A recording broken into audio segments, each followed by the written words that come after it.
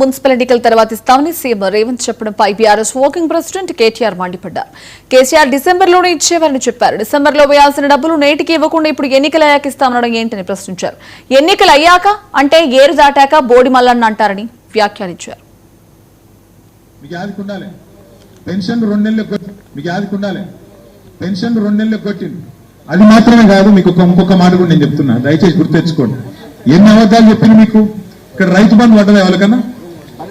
రైతులు లేదా? ఎవరు రైతులు ఉన్న రైతు బంధు పడ్డదా?